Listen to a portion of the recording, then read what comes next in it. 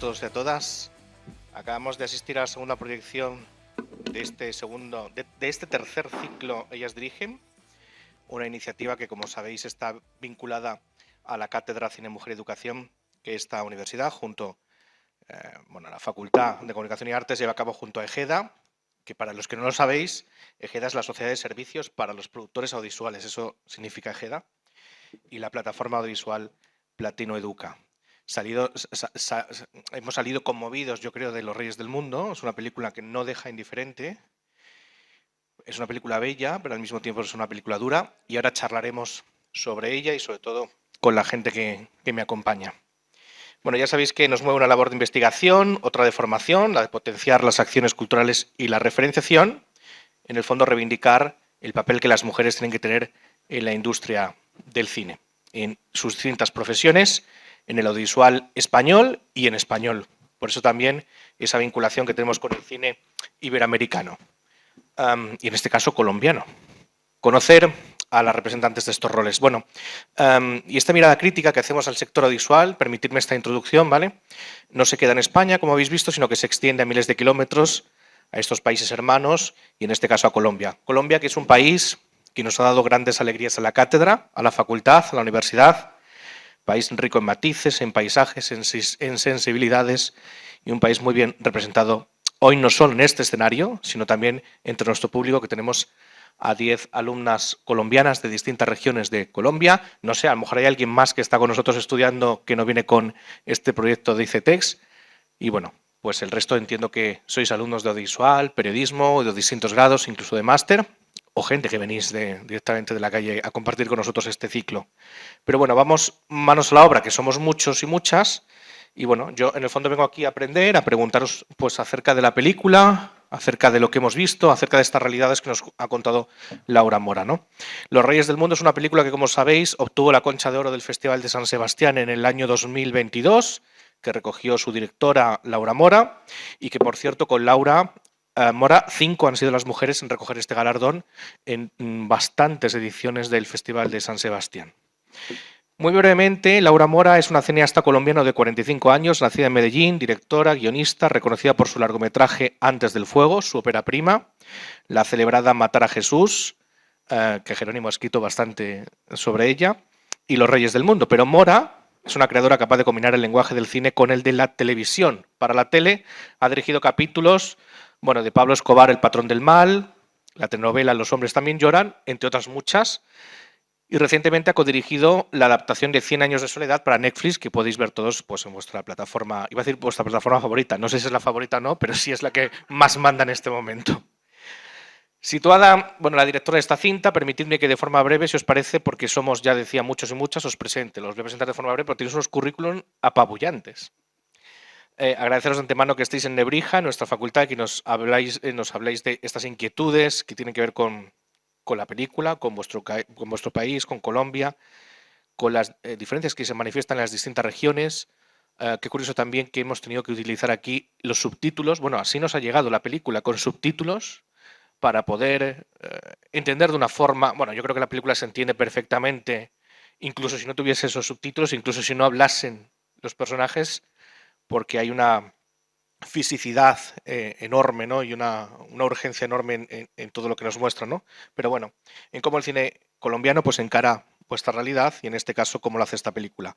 Voy a empezar, si me permitís, por Karel Soleil, que la tengo a mi más derecha, que es realizadora audiovisual con estudios en cámara y fotografía, producción para piezas audiovisuales. Ahora, por favor, me complementáis, si se me olvida algo de vuestros currículum, me lo complementáis. Ha trabajado como directora de casting en películas como La Roya, de Juan Sebastián Mesa, Pepe, de Nelson Carlo de los Santos Arias, y en Matar a Jesús y Los Reyes del Mundo. Por lo cual tenemos aquí una persona que viene directamente del trabajo en este largometraje y es la que nos va a contar, y luego le podéis preguntar, porque aquí lo importante también es que vosotros preguntéis en cualquier momento, pero dejamos un espacio si queréis luego al final del conversatorio.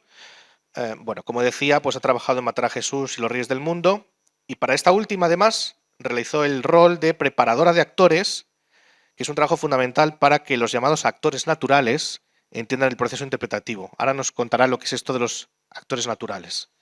En 2020 dirige su primer cortometraje Los Ilegales y en 2024 fue preparadora de actores del largometraje Ciudad sin sueño, de Guillermo Galoy, y de la serie Cien años de soledad. Y creo que tienes un cortometraje también, no sé si recientemente estrenado. Y ya de paso, Eh, ya te hago la pregunta, porque voy a empezar, primero voy presentando, ¿vale? La pregunta es obligada, Karel. Aparte de contarnos esa otro largometraje que tiene que ver con infancias también o con juventudes, creo recordar en lo que he visto, no lo he visto, perdona. ¿Qué es esto de preparadora de actores y qué entendemos por actores naturales? Y tónanos un poquito tu rol en esta película. bueno, buenas tardes. Gracias por asistir a ver la película y espero que hayan conectado con ella. La preparación de actores, no actores, o también los llamamos actores naturales en Colombia y acá en España se les conoce como actores no profesionales, son personas que desde la dirección de casting y desde la visión del director que tiene sobre la película quiere contar como aparte de esas realidades, quiere contar con cuerpos que nos cuenten un poco más sobre cómo se vive en esos universos. No es lo mismo tener un actor que se ha alimentado bien toda la vida y ha tenido el bienestar y el cuidado, o que vienen del privilegio de tener una familia, a tener actores que, por ejemplo, para los Reyes del Mundo, pues viven una vulnerabilidad, ¿cierto? En nuestro territorio nos marca como todo el problema de las tierras y de los desplazamientos. Entonces, pues hablando con Laura dijimos como, bueno, ¿dónde buscamos a estos chicos que si bien no tienen que ser desplazados, sus cuerpos nos cuenten y nos hablen como de las falencias, del no pertenecer a nada, de algún modo como que habitaran también la anarquía. Y pues mi trabajo es prácticamente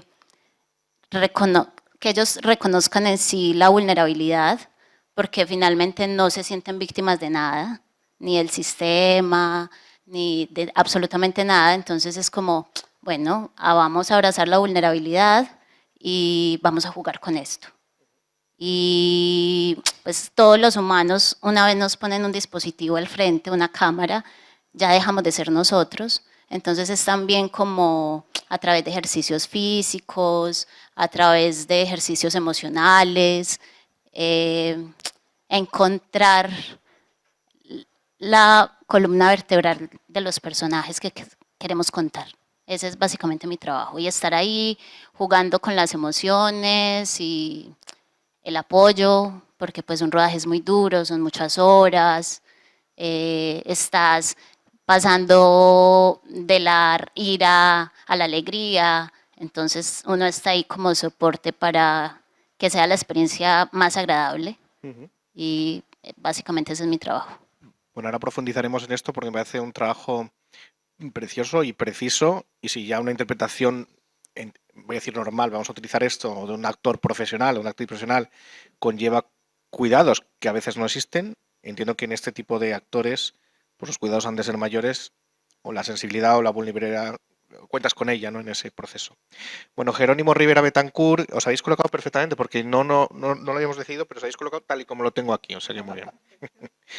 Jerónimo Rivera Betancourt es ante todo profesor, docente enamorado de su profesión, ha impartido cursos, seminarios y conferencias por medio mundo con temas como narrativa audiovisual, cine, dramaturgia, de formación, comunicador social y periodista, dirección escénica para cine y tele en San Antonio de los Baños, en Cuba, editor de la revista Anagramas, director del grupo de investigación Imago y fundador del Cineclub del Perro Andaluz, qué bonito título, entre otras muchas acciones, y desde 2008 vive en Chía y trabaja en la Universidad de La Sabana, donde fue jefe del área audiovisual, en fin, ha ejercido allí numerosas labores, labor de investigador también, no solo tiene un corpus teórico importante en artículos, sino que también es autor de numerosos libros. Y luego, si quieres, pues citamos también ese libro que pueden disponer los alumnos sobre el cine iberoamericano, latinoamericano. Yo utilizo a veces iberoamericano y vosotros utilizáis latinoamericano y las diferencias existen en ese sentido. Entonces también a veces utilizamos terminologías que seguramente no son las correctas, ¿no?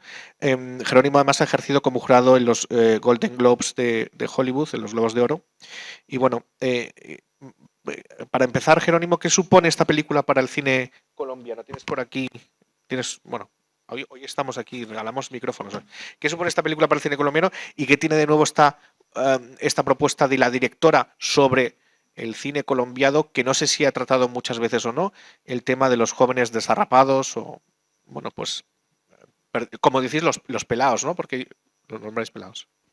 Hola, ¿me escuchan? Sí.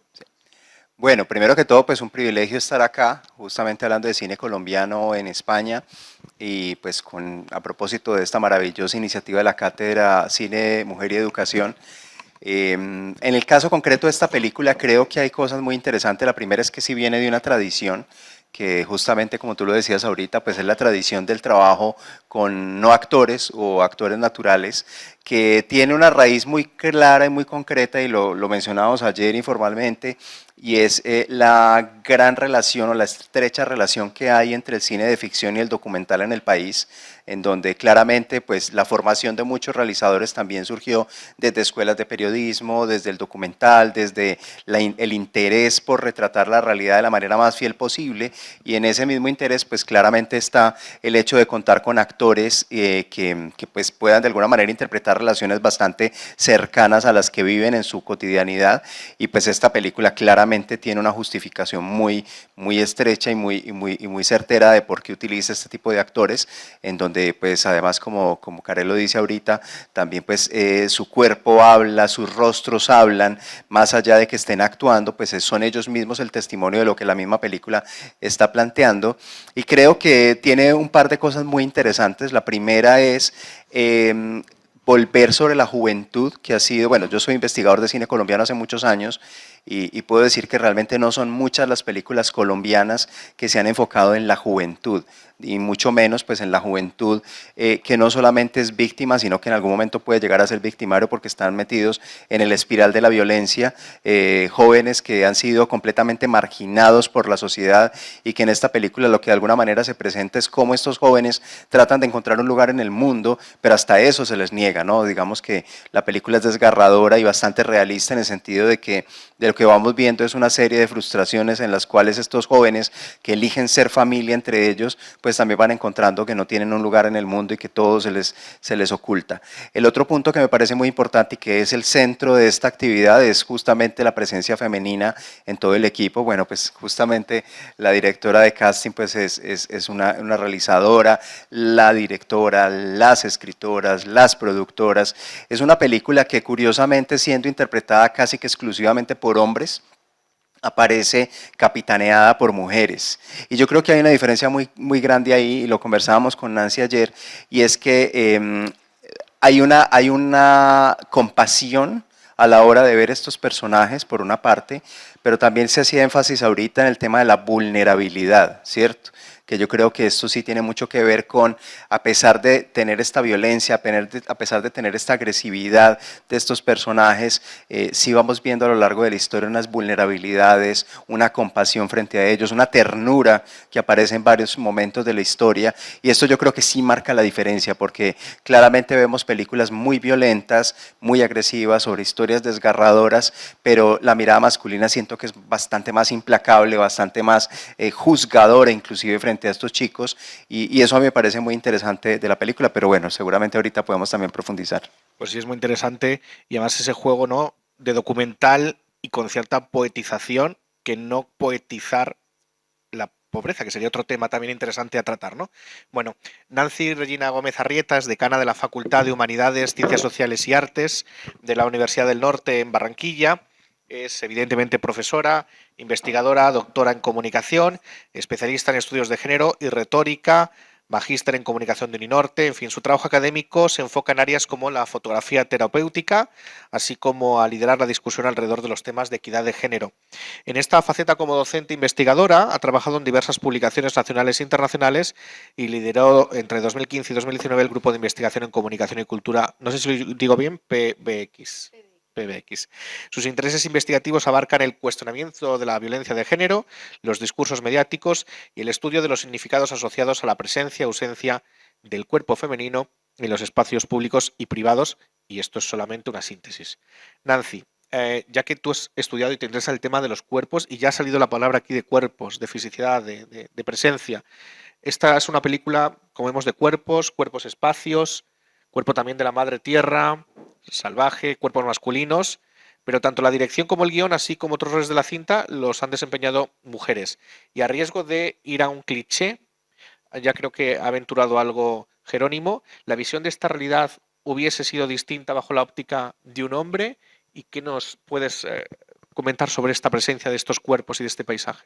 Sí, yo creo que sin duda alguna me arriesgaría a decir que sí hubiera sido completamente distinta.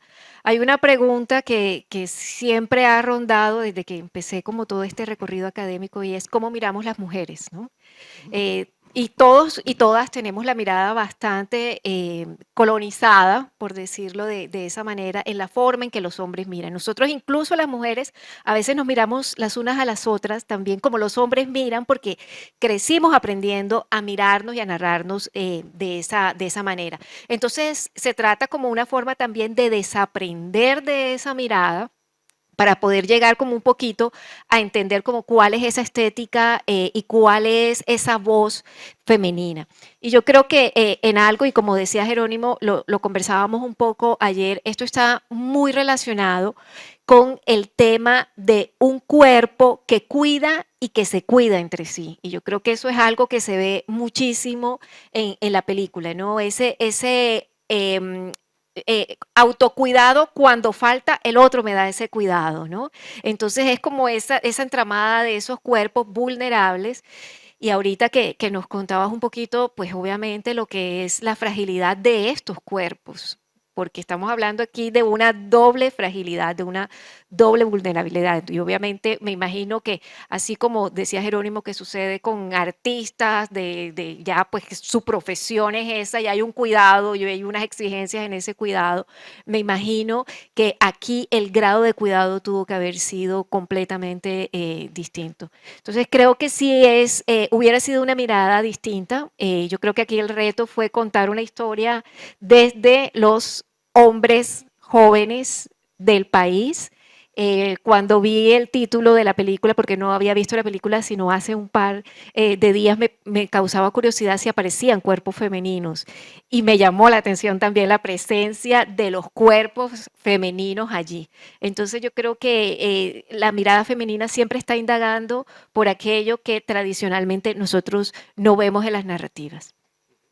Una escena fabulosa cuando están los tres descansando ya de todo ese viaje, aunque lo vemos el final, que forman esa como conjunto escultórico, cuidándose y durmiendo unos encima de otro, que es muy interesante, ¿no? Y por último nos acompaña y repite con nosotros, muchas gracias, ya eres como eres de la familia, ¿no?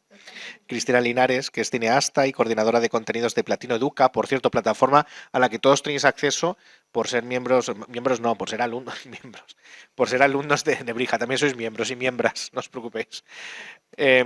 Ya os decimos luego cómo es, accedéis a biblioteca y ahí tenéis Platino Educa, que tenéis un montón de catálogo de cine español y en español. Bueno, Cristina estudió cine en la Universidad Nacional de Colombia e historia del cine en la Universidad Autónoma de Madrid, con especialidad en dirección de arte y guión, combinando su labor docente con la investigación teórica. Toda su obra audiovisual está relacionada con la niñez o la juventud, casi toda, con lo cual esto, pues evidentemente no le pilla de nuevas esta temática. Ha sido galardonada con múltiples premios en diversos festivales del mundo y actualmente es profesora de cátedra en la Universidad Nacional de Colombia y el CICE en Madrid, además de trabajar en Platino Educa, impulsando el cine iberoamericano como herramienta educativa. Y a eso voy, Cristina. Es una película, bueno, es una película de valores, es una película también de contravalores, entendidos como que los personajes, pues por su vulnerabilidad, viven escenas, pues podríamos decir, salvajes, vamos a decir las así, de supervivencia, más que... Pero es una película que muestra valores, no es una película que en esas sesiones de cines que hacéis en la Filmoteca, en la que acuden, Cristina lleva en la Filmoteca de Madrid, la Filmoteca Española, unas sesiones de cine en las que se proyectan sobre todo para alumnos de secundaria, muchas películas. ¿Cómo sería la reacción de los jóvenes? No sé si lo habéis puesto. Bueno, buenas tardes a todos y a todas. Yo aquí soy un poco la colada, pero como dice Nicolás, ya me siento un poco de la casa y para mí es un gusto doble pues estar aquí con gente colombiana, hablando de una película colombiana, con estudiantes colombianas que entiendo que son ustedes, ¿no? Entonces para mí de verdad que es un placer y bueno, comentaré lo que puedo aportar porque no creo que sea mucho, pero me encanta que menciones, sí, yo coordinamos desde Platino Educa, el programa de educación de Filmoteca Española. Entonces vamos a tener Ciudad sin Sueño el día 12, viene Guillermo, que además qué peliculón. Y trabajamos con jóvenes de edades entre 13 y 20 años, es decir, lo que es educación secundaria obligatoria, bachillerato y formación profesional, o sea, universitaria no, de vez en cuando hacemos alguna excepción, pero está dirigido a eso y vienen centros públicos, privados, concertados. Y a ver, una de las cosas desde que estoy coordinando el programa, resulta que los estudiantes, los nuevos españoles que acuden a Filmoteca son de muchos lugares del mundo.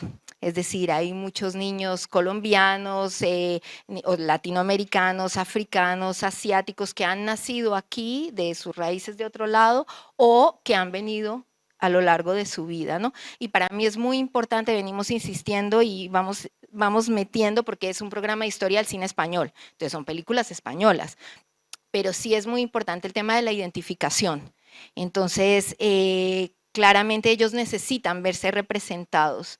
De hecho, es para mí muy halagador cuando ven que yo soy española de un origen que no es aquí y ven a una mujer latinoamericana que está allí dirigiendo algo para ellas y ellos, es como, mira, una que está ahí haciendo otras cosas, ¿no?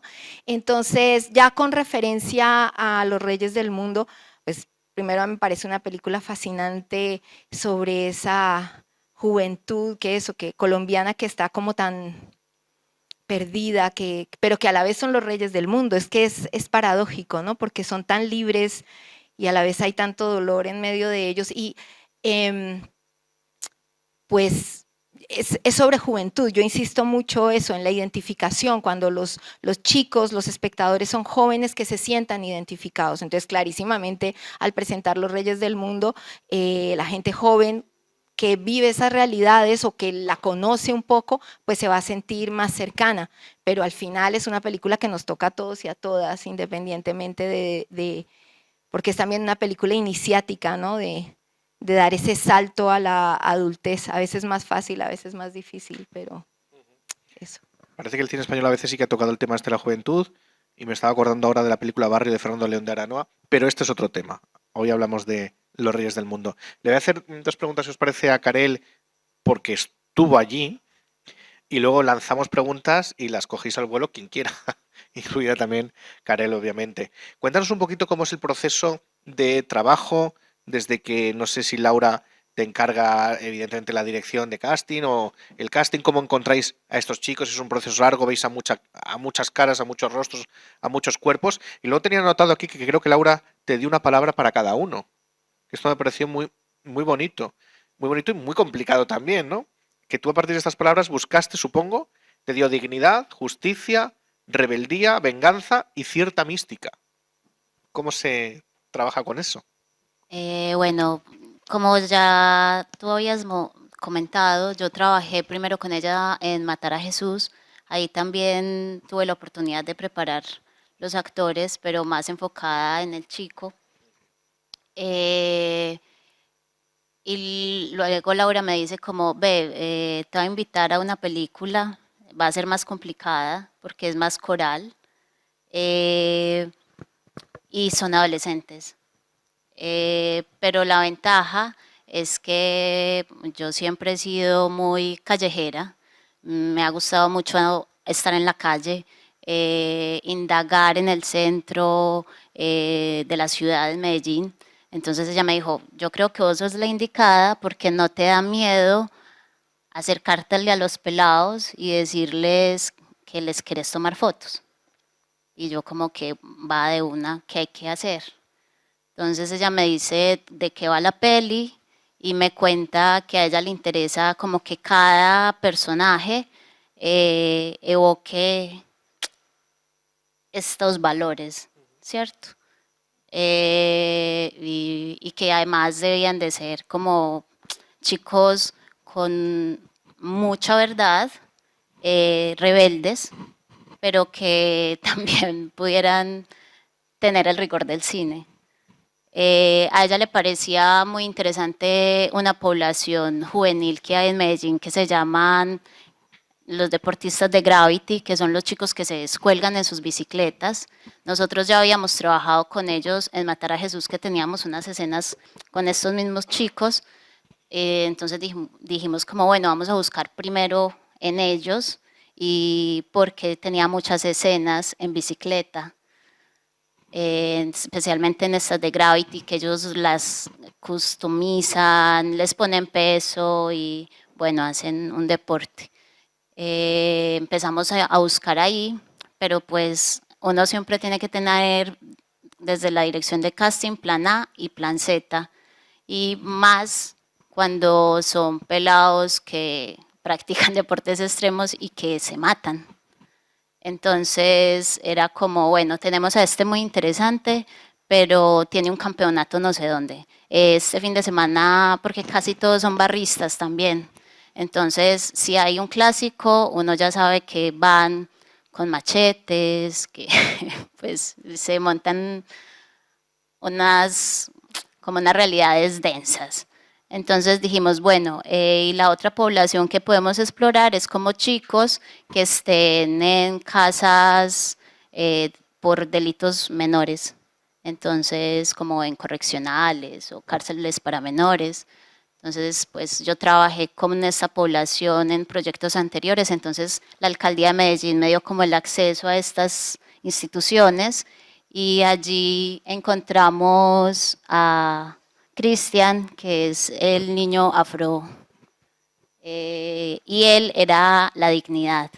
Y se la dimos a él porque pues Colombia, pese al gran mestizaje que tiene, pues es súper, se vive el racismo.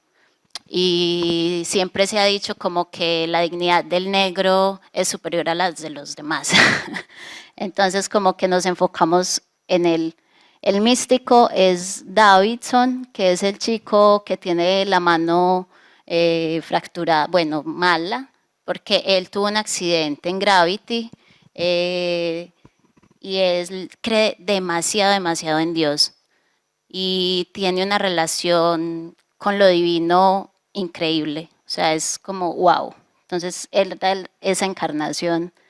Luego teníamos al pequeñito, que es como la justicia, porque siempre es el más rebelde, ¿cierto? Es el que lleva ahí como el que hay que defender a todos, hay que mirar qué hacer, porque siempre tiene el afán de ser el adulto, de crecer más rápido. Luego tenemos como al que era el odio, la venganza, que es Tom. Es un chico que es así, pues él odia a todo, como él en sus palabras decía, es que yo soy un aborrecido, y él entiende aborrecido como un aburrido. Entonces quería vengarse de todo. Por fortuna, ya no. Y el último que encontramos fue a Ra. Antes, cuando estuvimos como en todo el proceso de casting, trabajamos con otro chico, con el que incluso Laura hizo el teaser para presentarse a fondos, y por situaciones personales pues no pude estar en la película, y él aparece 3 semanas antes del rodaje. Entonces, pues curiosamente cuando aparece yo le digo como, amiga, nos apareció el sol, y pues era Ra. Tú señalas la mirada, y pues un gran filtro para mí es hacer planos cerrados de las miradas de todos estos chicos mientras yo tengo las entrevistas. Y otra característica especial es que sean como mitómanos. Yo siento que un buen actor natural es un muy buen mentiroso. Si uno tiene un muy buen mentiroso, va a tener a un muy buen actor, así no haya tenido experiencia a nivel actoral o interpretativo o del teatro, porque sabe cambiar rápido la mirada, y pues desde ahí uno empieza a jugar un poco más. No sé si hay gente aquí de artes escénicas, sí que tenemos compañeros, Leison, que además es profesional de la danza, que también aquí en cierta manera no hay una coreografía de cuerpos tremenda, ¿eh? Cuando se van parando las escenas más poéticas, podemos decir, ¿no? En este proceso, una cosa es la teoría, que trabajas con ellos, pero luego en la práctica, cuando la cámara se enciende, ¿cómo es ese trabajo? Momentos, pues yo qué sé, de vulnerabilidad, vamos a utilizar esta palabra, y no siguen adelante. no sé, supongo que hay mecanismos que habéis trabajado mucho antes. ¿Se conocían ellos? No, no se conocían, cada uno venía de un... Es curioso porque, por ejemplo, se conocían algunos, otros sabían que el otro existía, pero a todos tenían en común la bicicleta, excepto Cristian, bueno, yo le digo el negro, menos amorosamente, no despectivamente. Pero el negro se conocía con Winnie, el que hace el personaje de Winnie, porque habían estado en el mismo centro de menores. Entonces, todos se relacionaban. Y bueno, como ya como desde que hacemos la preparación o desde que yo hago la preparación, digamos que todos los actores son distintos. Entonces yo hago actividades distintas con todos para abordar las escenas. Ellos nunca leen el guión, ellos no conocen las escenas porque sería aburrirlos. Además, no tienen comprensión de lectura, empezando por ahí. Entonces era como, ¿cómo hacemos? Porque no podemos llegar a improvisar. Parece que se improvisa, pero no se puede improvisar porque sabemos qué tono quiere la directora, qué movimientos quiere, de aquí a dónde van. Entonces como que ellos pasan por unas clases técnicas de enseñarles cómo moverse en un set, de hablar de marcas, de saber cuándo se dice acción y cuándo se corta y saber la importancia de que se empiecen a escuchar, de que hay unos tiempos. Entonces como que se habita un poco la técnica, pero ya a nivel humano o sensible y hablando de la vulnerabilidad, pues yo hago un montón de ejercicios con ellos, siempre a través del juego, el físico. Yo con ellos no trabajo, por ejemplo, con ellos. Nunca trabajé, por ejemplo, el mundo de las emociones a nivel de experiencias propias, como decir Stanislavski, no, nunca, porque rescatarlos en el set si se me van al otro lado de la emoción sería imposible, porque no hay tanto tiempo en el set para hacerlo. Entonces siempre es con juegos y tenemos un jueguito que nos hicimos con un amigo, como un cadáver exquisito, pero era desde la improvisación. Entonces yo a ellos les enseñé mucha improvisación, hicimos muchos ejercicios de impro y desde ahí empezábamos como a coger unas escenas críticas que Laura me dijo, estas escenas a mí me parecen interesantes, vamos a empezar a acercarnos a ellas a ver qué pasa. Y pues en los ensayos trabajábamos esas escenas solo desde la improvisación, pero lo que sí es cierto es que Laura tenía un conocimiento muy honesto y una mirada muy clara sobre esta población, sobre estos pelados. Entonces se aproximaba mucho a su guión y a sus escenas y los íbamos guiando y de algún modo también es como programación neurolingüística que uno aplica y ellos llegan a ese lugar. Bueno, es un trabajo precioso, Karel, que además en cierta manera desconocemos porque siempre venimos aquí o damos protagonismo a la directora, al guionista. Entonces, cuando hay otros roles profesionales y de repente descubrimos este aprendizaje, ¿no? También seguramente abre vocaciones. Déjame que te lance una última pregunta que podéis también vosotros pues comentar qué os parece, porque algunas de las escenas que más me han llamado la atención o que más me han llamado la atención en su momento y ahora más incluso al punto de emocionarme es ese encuentro con esas mujeres de, iba a decir de mala vida, de mala o de buena vida, esas mujeres. Pero claro, y hay un trabajo también de contacto, de cuerpo, un trabajo que se convierte casi en maternal y que seguramente un director hombre, y estoy utilizando un cliché, lo hubiese rodado de otra forma. No sé, ¿cómo es ese trabajo? ¿Cómo fue esa escena? Estas mujeres también son mujeres que pertenecen a la población de mujeres que hacen el trabajo sexual en la ciudad de Medellín. Entonces también me reúno como con esta asociación de mujeres, se llaman Putamente Poderosas, y pues les hago casting, ellas acuden. A mí me gusta mucho, por ejemplo, con ellas bailé mucho, que soltáramos esos cuerpos, son mujeres súper divertidas además. Y cuando llegamos al ensayo, porque esa es una de las escenas que ensayamos, pues era ir a bailar. Pero la premisa es la tía. En pleno diciembre, un 25 de diciembre, que usted ya llegó después de estar con los amigos y está esperando el sancocho, y mientras está el sancocho es un plato colombiano para los que son españoles, parecido, digamos, al cocido madrileño. Entonces estamos esperando por eso, y mientras ese plato está, bailemos, ¿cierto? Pero ellos nunca se imaginaron que iba a ser una escena en una atmósfera nostálgica, ¿cierto? O que estas mujeres fueran a sentir que esos fueron los hijos que no tuvieron o que ya no están, porque eso es lo que se siente en esa escena. Cuando la rodamos fue muy hermoso, porque uno miraba y todo el equipo estaba llorando. Es que pudiendo ser una escena degradante o bizarra, es una escena que se convierte en cuidados. Es como uno se sostiene sobre una y una se sostiene sobre el otro, ¿no? Me Sí, parece, es no sé qué os como el parece. baile de los olvidados. A mí sí, o sea, hay muchas cosas de lo que dice Karel que me llaman poderosamente la atención. Una es el tema de la mirada, porque sí que digamos, es una cosa que habitualmente se usa en la elección de actores, pero es verdad que con actores no profesionales muchísimo más.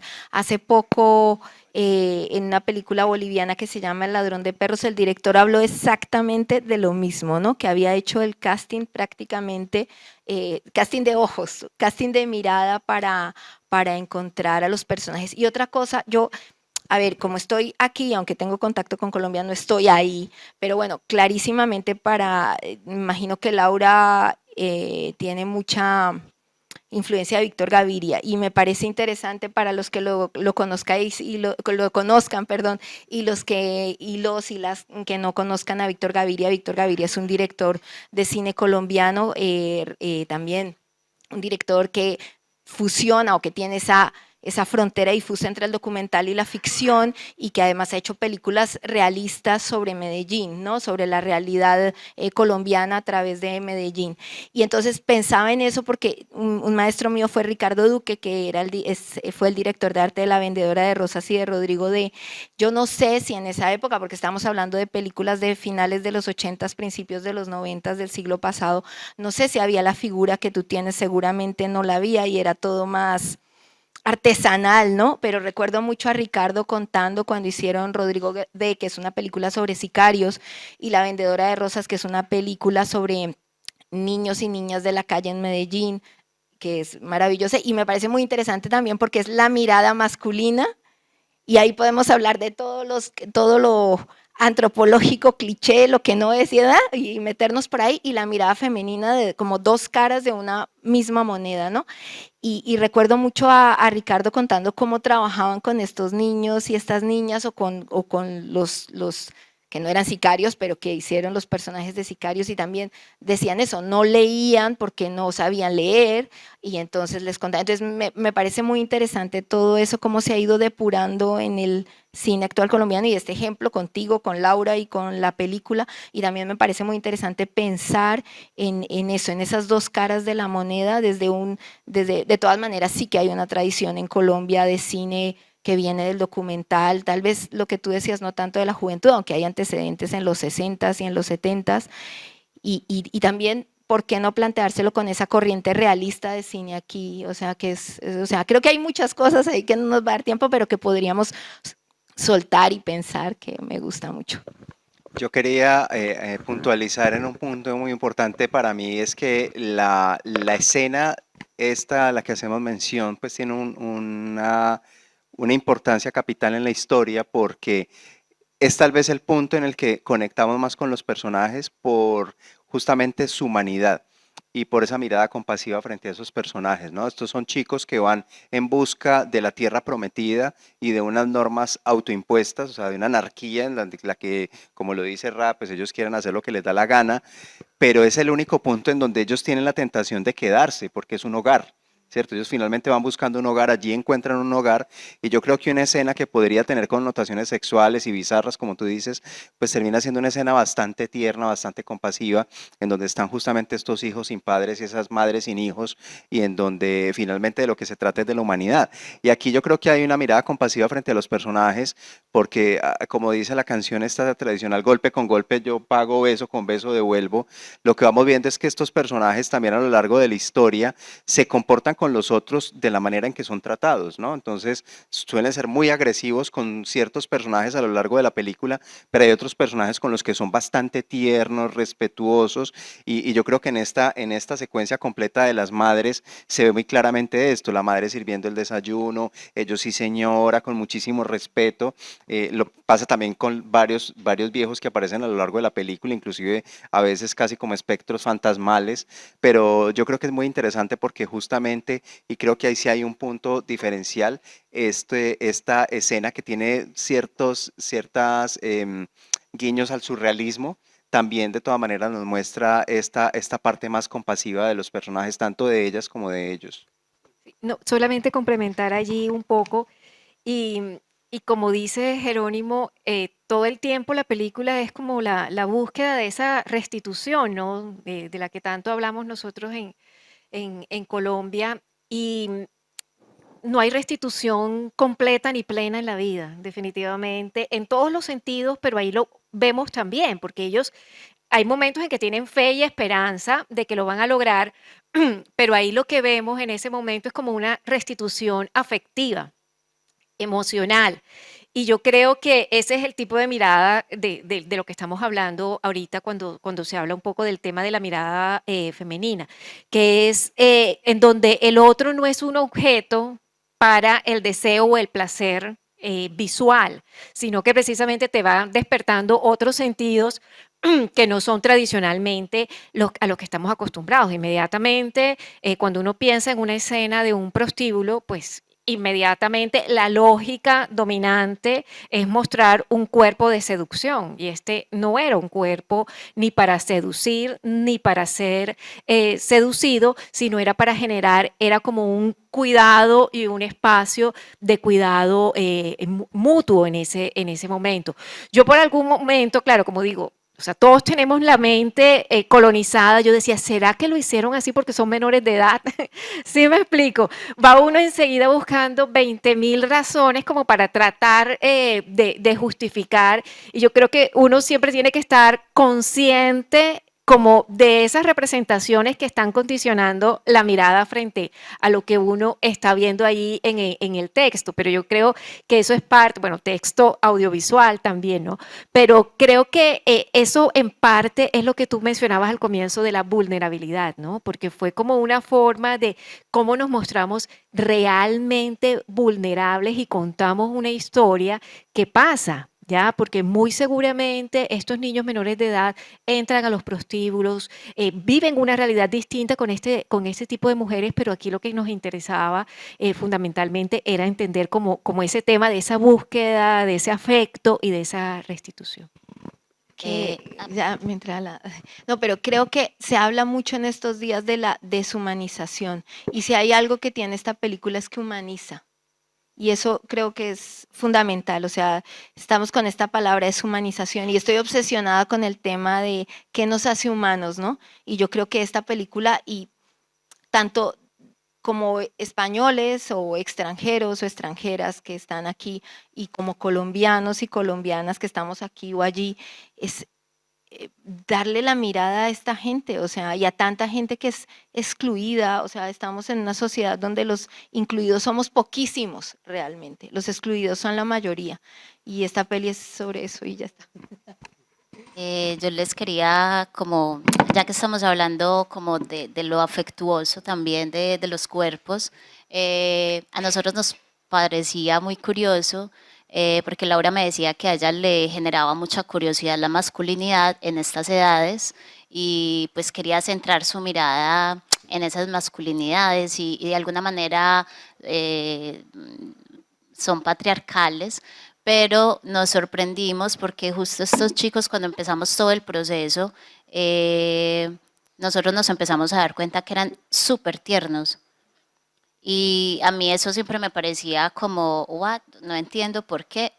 Porque fuera de nuestro salón de ensayos, ellos eran muy violentos con la sociedad. Y claro, pero es que la sociedad siempre tenía unas miradas de juicio sobre ellos, siempre los miraban feo, como si ellos fueran a robar al otro, entonces la gente siempre estaba prevenida. Y cuando llegan a este mundo del arte, que uno es un poquito más sensible y amoroso, pues ellos pudieron mostrar todo su afecto. Entonces ellos se abrazaban demasiado y no era un abrazo del que si uno tiene la mirada, como siempre nos han educado, es, ¿será que tienen algo? ¿Será que están enromanzados? No, era como si fuera el otro hermanito pequeñito y lo estuviera cuidando porque no está la mamá. Entonces, eso también nos fue dando como pinceladas y decíamos, sí vamos a lograr el tono que Laura quiere en la película. Pues de hecho, cuando pues esta es una película que se rodó por diferentes regiones de Antioquia, entonces nos íbamos moviendo como, como una caravana gitana. Y a ellos les poníamos habitaciones distintas, pero ellos siempre dormían en la misma habitación, o sea, se juntaban camas y todos dormían juntos. Y era como, pero es que no nos separen, y éramos como, sí, chicos, pero estamos en el COVID, porque eso lo robamos cuando estábamos en pandemia. Y era como, no importa, Diosito nos cuida, no sé qué, no sé cuántas. Y uno era como, bueno, está bien, pues dejémoslos que duerman juntos y apeñuscados, así hayan 5 camas disponibles. Ellos dormían en 2. Entonces eso también nos da como una información de estos hombrecitos. La verdad que sí, un rodaje siempre es un aprendizaje humano, vamos, ¿no? Es una lección magistral, entiendo. Es vuestro turno también, porque tenemos tiempo, pero tampoco mucho, y es vuestro turno. Me gustaría ver aquí a ver, que hubiese más alumnos españoles, pero bueno, con los colombianos estamos muy bien, muy contentos.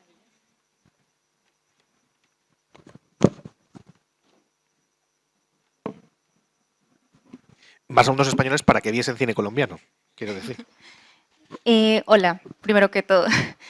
Durante toda la película tuve sensaciones muy bonitas y diferentes.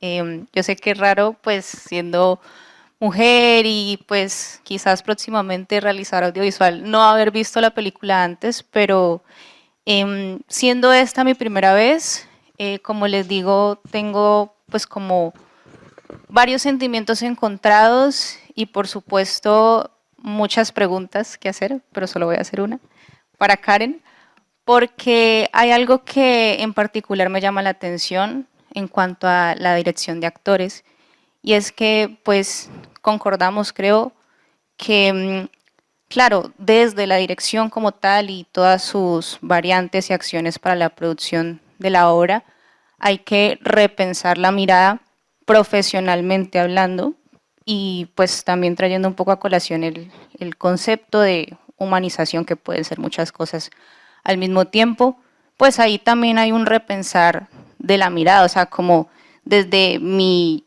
yo, desde mi ser humano integral, como no solo estoy pensando esa manera de llegar a una mirada que ya es concreta y de una realidad viviente que no necesariamente es la mía. O sea, como que hay una justa posición, perdón, de miradas que me parece interesante, pero lo que más me llama la atención es precisamente, en este caso, ese rol que es el que imparte la reestructuración de las miradas y de muchas personas en diferentes sentidos. Hace poquito leí un artículo de Laura Mulvey, Placer Visual y Cine Narrativo, precisamente porque siempre he tenido como esa pregunta, esa duda, porque las mujeres somos como, pues en esta industria, las que comúnmente ocupamos esos lugares de cuidado, o sea, como que, ¿qué tenemos? Y bueno, pues hay muchas posiciones, no quiero divagar en eso, pues Laura Mulvey combina psicoanálisis con teorías freudianas y bueno, pero bueno, yo lo veo también como un poquito más sociológico, precisamente a lo que me estoy refiriendo, como a ese repensar la mirada para luego repensar la de los otros. Entonces yo te quería preguntar, aunque ya has hablado pues mucho de eso de manera muy detallada, si hay algo en particular que tú hagas para tener esa plena conciencia de que pues tu trabajo es ese, es como, bueno, tengo que ponerme en situación o prepararme de esta manera antes de interactuar con las personas del trabajo. En este caso, pues, niños con un contexto diferente.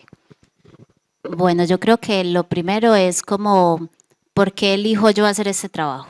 ¿Cierto? Y creo que un director de casting y luego un preparador de actores debe disfrutar de observar al otro, ¿cierto? Sin prejuzgar, sin juzgar, y estar siempre muy atento a lo que ese otro habla, ¿cierto? Debe haber como un gusto por la otredad y en esa medida uno no cambia al otro, ¿cierto? Esa mirada no es distinta. Ya luego, cuando tú pones una cámara, el dispositivo hará la magia, ¿cierto? Y de acuerdo a donde pongas la cámara, van a pasar unas cosas u otras. Luego también van a pasar otras cosas en el montaje. Pero ya, por ejemplo, a nivel de empezar a encontrar esos personajes, es como establecer un vínculo de confianza con el otro, de que una vez entra al grupo de los artistas, pues él es un artista más que puede decidir igual, que puede decir que sí o y que no, y que el director, sabiendo que está trabajando con un actor natural, pues tiene que darle sus tiempos también. Entonces como que es una mirada horizontal y súper transparente y nunca con la ambición de transformar al otro, porque si bien uno lo que está buscando es como, aparte de la mirada, es un carácter. ¿Cuál es el carácter de esa otra persona? ¿Qué es la que yo me traigo para nutrir al personaje de ficción?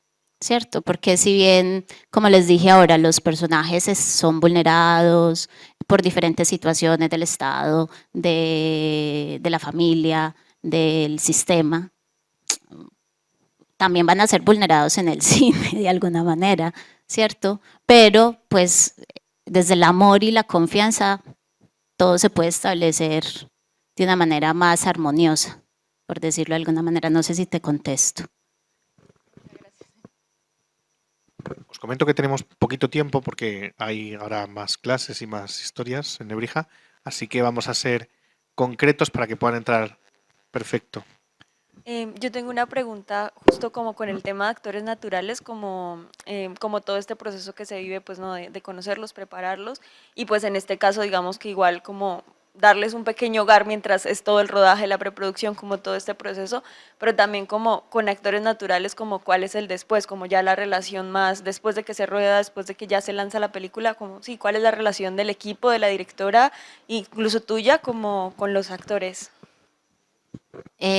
Como que el primer punto es establecer la claridad de que esto solo les va a pasar una vez en la vida, ¿cierto?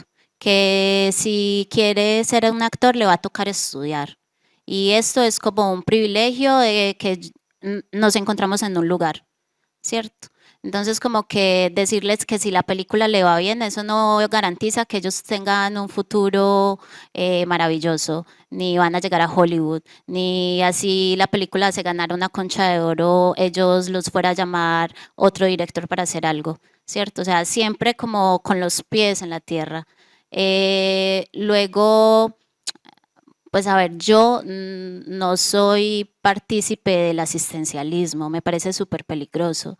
Entonces también desde ese lugar uno establece como, mientras estás con nosotros va a pasar eso, pero esto se acaba, ¿cierto? Y la vida afuera sigue siendo la misma rudeza. Y claro está, lo que sí va a pasar es que tú vas a ver otras formas de estar en el mundo, otras formas de habitarlo. Y si tú quieres, nosotros vamos a estar ahí para cuando usted nos necesite. En el caso de esta película, Laura y la productora Mirlanda se buscaron convenios, unos terminaron de estudiar, otro chico empezó a entender un poco el oficio de la iluminación y ahora es técnico y ha trabajado en diferentes producciones en Colombia, incluso estuvo con nosotros en 100 años. Entonces como que no es una relación de nos convertimos en sus mamás o somos asistimos todas sus necesidades, somos amigos.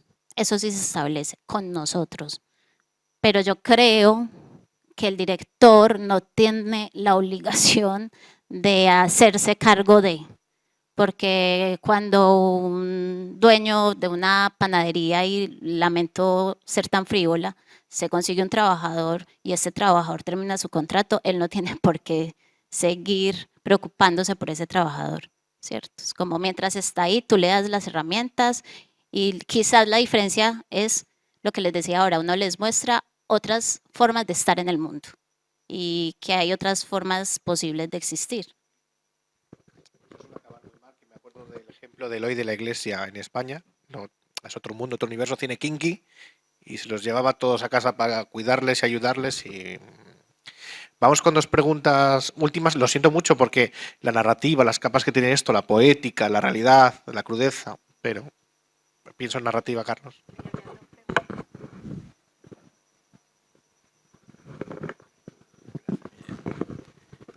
Sí, yo tenía una pregunta que versa un poco sobre la idea de las metamorfosis corporales que asociadas a un paisaje.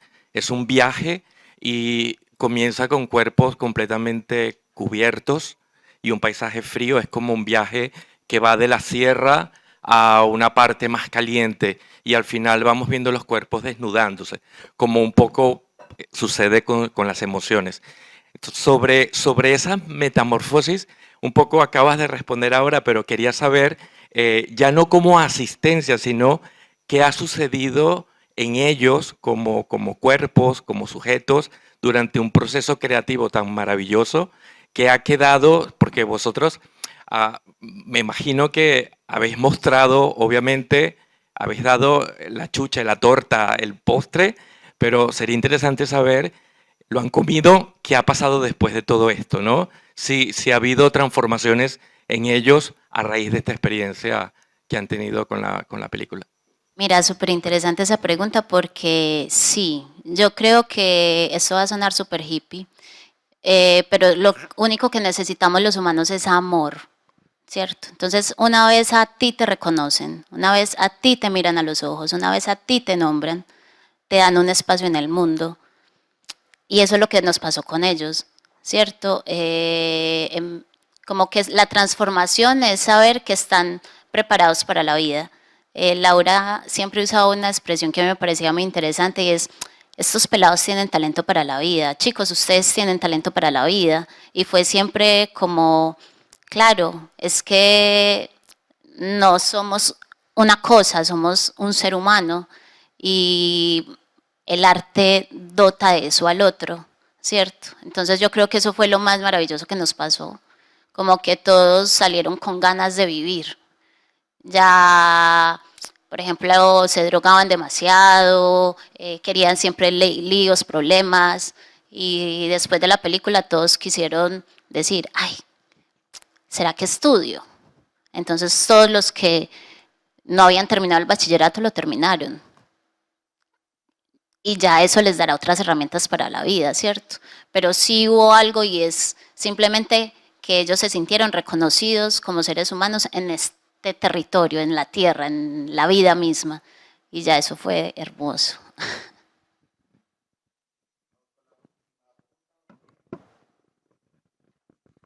Hola, bueno. Hola, sí. ¿Qué tal? Bueno, pues yo era más una cosa quizás un poquito más técnica con la parte, con la pieza final de la película. Y es el plan de rodaje como tal cuando porque se dice que hay tres formas, ¿no? Que es cuando se escribe, cuando se rueda y luego cuando se monta. Entonces me parece interesante si esta pieza final, primero, si la grabación también fue un poco cronológica y si los chicos, por ejemplo, que no conocían un poco cómo era el texto, la historia y tal, cómo es esa parte de que ellos se involucren con los personajes como tal y eso, y la parte de cómo fue el rodaje y si la pieza final un poco pues tiene mucho cambio, mucha metamorfosis en el montaje finalmente. Mira, la película, por fortuna, pues Laura peleó mucho porque quería que fuera cronológicamente, que la rodáramos cronológicamente. Además, era importante que fuera de esa manera para poder hacer rodajes de acuerdo a las localizaciones que íbamos teniendo. Pero lo que sí muy inteligentemente se pensó el asistente de dirección fue que empezáramos con ellos viajando y no con las escenas de ellos en la ciudad, porque podíamos jugar más empezando el viaje cuando empiezan en las bicicletas a coger el camión, ¿cierto? Que empezar con ellos en la ciudad, porque en la ciudad lo que tenía que pasar es que ellos ya tenían que ser muy amigos y ellos no eran todavía tan amigos. Entonces rodamos al final eso y nos sirvió un montón porque uno siente que son una piña, que son un combo de parceros que se adoran, ¿cierto? Y que tienen a una culebra ahí que quiere buscarles la caída y sin embargo se lo llevan, ¿cierto? Entonces eso como primero.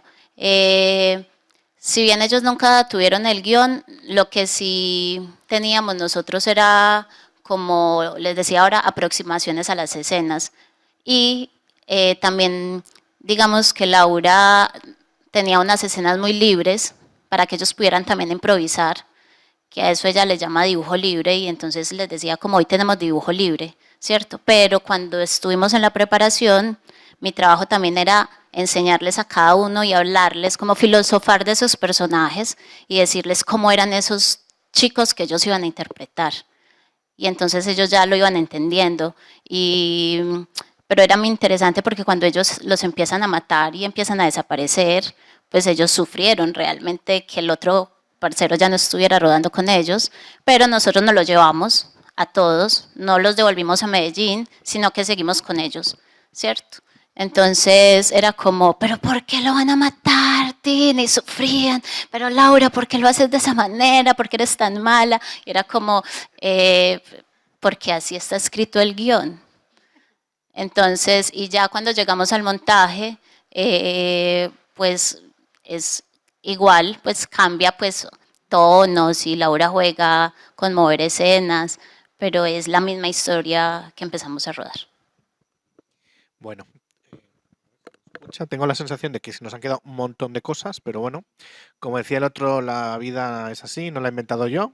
Entonces, lo primero, gracias a los cuatro por estar aquí con nosotros, a Garel especialmente por contarnos directamente cómo fue el trabajo de la película. Vente cuando quieras, esta es tu casa, Nebrija, traernos ese pedacito de Colombia. Colombia que traéis cada uno de vuestras regiones, que creo que sois distintas regiones, ¿no? Los cuatro, o sea que la riqueza enorme de miradas, bueno, pues es... Cristina, tu casa también, Nebrija, la veis en la Filmoteca y en muchos proyectos, y Nancy y Jerónimo van a estar aquí esta semana y la semana que viene por los paseos los podéis encontrar y podéis hablar con ellos y os pueden contar muchas cosas de Colombia, un país apasionante y, bueno, en este caso hemos visto la película de Laura Mora. Mañana tenemos la tercera proyección, La Furia, Gemma Blasco, una película pues también que habla de violencia ejercida contra la mujer, una película que estuvo o ha tenido nominaciones a los Goya. Tenemos a la guionista y el jueves tenemos la inauguración de la exposición de nuestra Cátedra Cine, Mujer y Educación. Y bueno, pues seguimos aquí en la lucha y en la visibilidad. Nos damos un aplauso, sobre todo a ellos.